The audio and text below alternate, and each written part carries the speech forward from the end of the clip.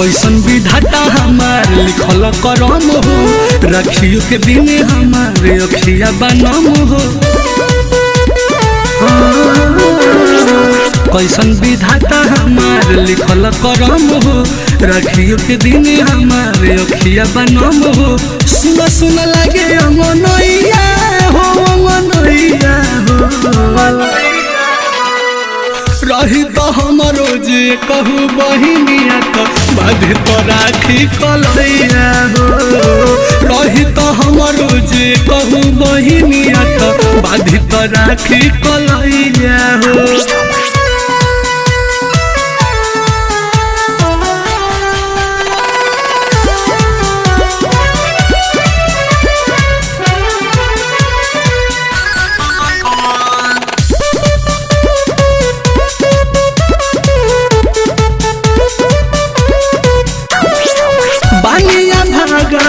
सबका हम आगा हो, आवेला बहुते रोवाई कि अब हम कहवा जाई हो।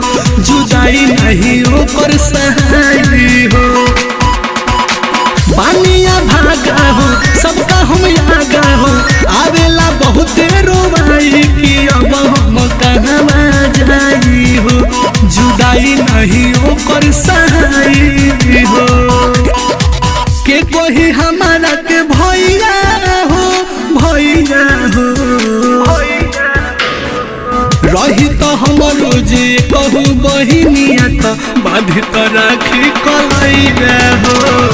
रही तो हमरो जे कहू बहिनिया तो बाधे तो राखी कलैया हो।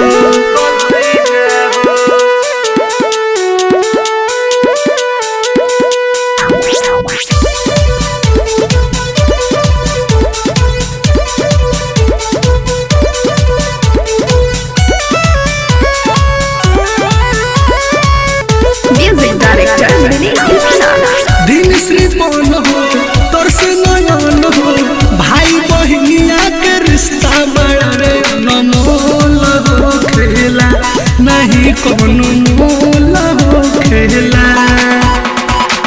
दिन श्रीमान हो, तोर से नयन हो, भाई बहिनिया के रिश्ता बड़ा रे अनमोल हो खेला, नहीं कोनो मोल हो खेला।